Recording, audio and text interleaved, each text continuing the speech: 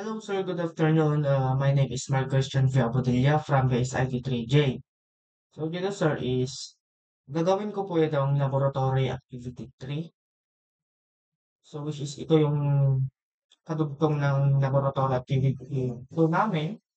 So, dito, sir, is gagawa po kami ng CRUD system. So, which is create, read, update, and delete. So, dito daw po sa may number 1 is inside daw po sa dashboard is dito namin i-include yung CRUD system. So, ito po yung CRUD output. Dapat ganito yung itsura ng gagawin ko. So, let's proceed.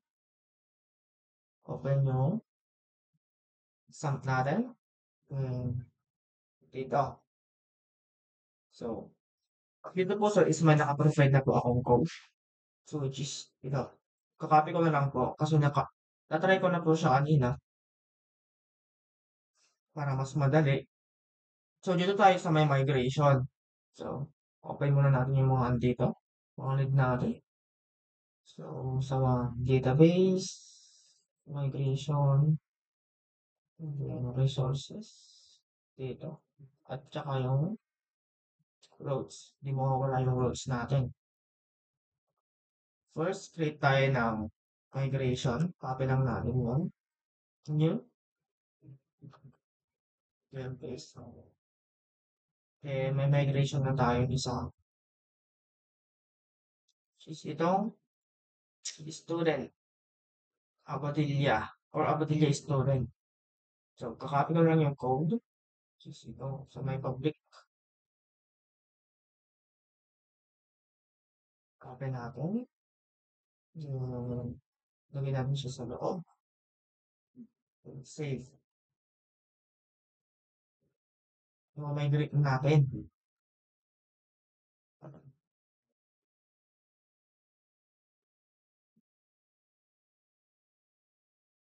So, ayan. Na-migrate na siya. So, next natin sa may model. So, create tayo ng model ulit. So, sa may model naman, dito, ito siya. So, kakopy mo ulit yung code dito.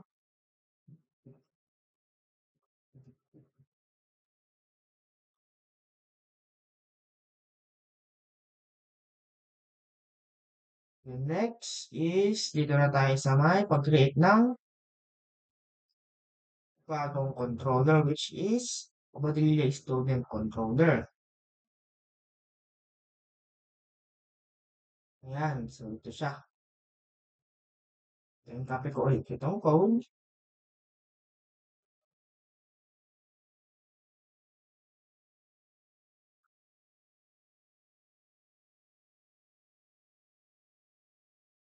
Next is sa may row. So, copy ulit natin to. Babaguhin natin yung sa may rows niya. Dito.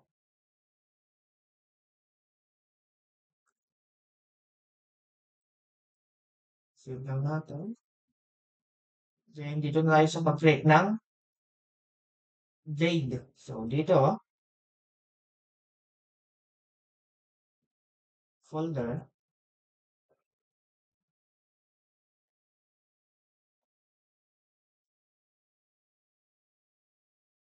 Yan, Abadilla Student.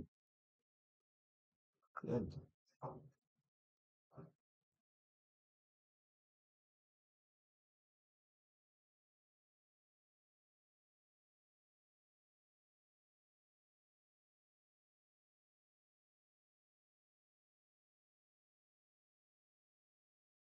So, gagawa tayo dito ng index. Ito, index. Dito mismo, sa may. Yan.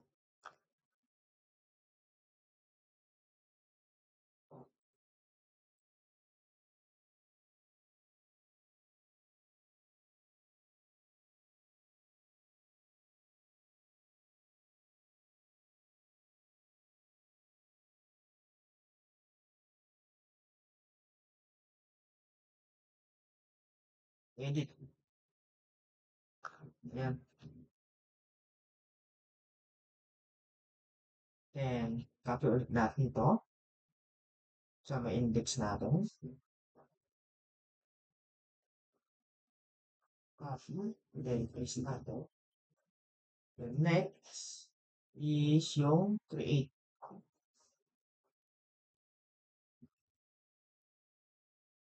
Copy ulit natin ito.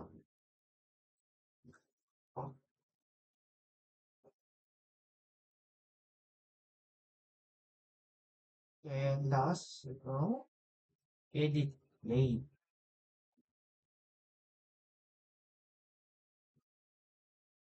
Copy. Ito, save natin.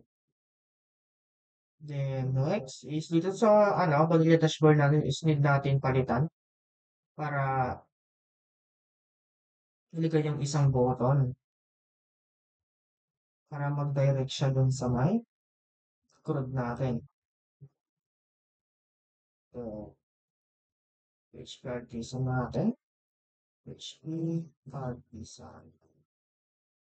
Serve. Open natin ulit. So, try natin i-log in.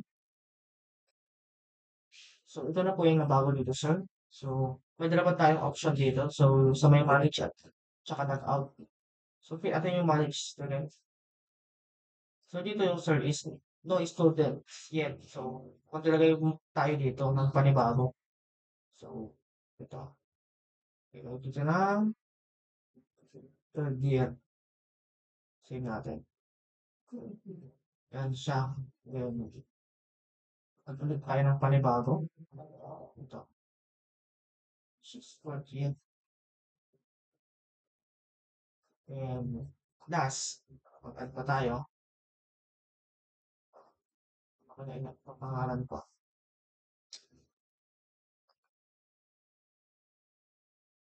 And then Laureta. Laureta.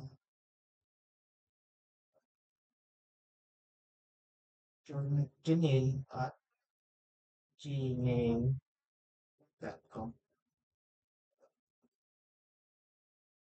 So, kanyang course na din is BSI. So, or palitan natin. BS HM. Tsaka third year. So, kung tatlo lang yung andito, then, punta ulit tayo dito sa may database kung nagsisync ba siya dito or nagsisave. So, sa students, ito po yung mga dinagdag natin. Tuloy tayo sa may awareness code natin. So, try natin mag-edit. So, edit natin to. Palitan natin yung course niya na BS HM. No? HM. Copy. So, na-update siya. So, tignan ulit natin dito kung na-update siya. Ayun. Na-update. VSHM. Then, try natin i-delete itong Laureta. Then, nag-delete siya.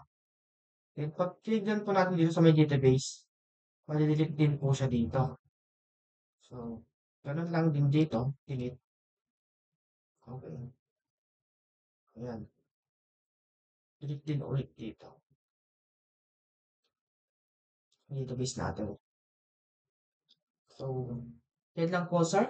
Ayan po yung sa activity laboratory 3 ko. So, sana po is may naintindihan po kayo. So, thank you po, sir.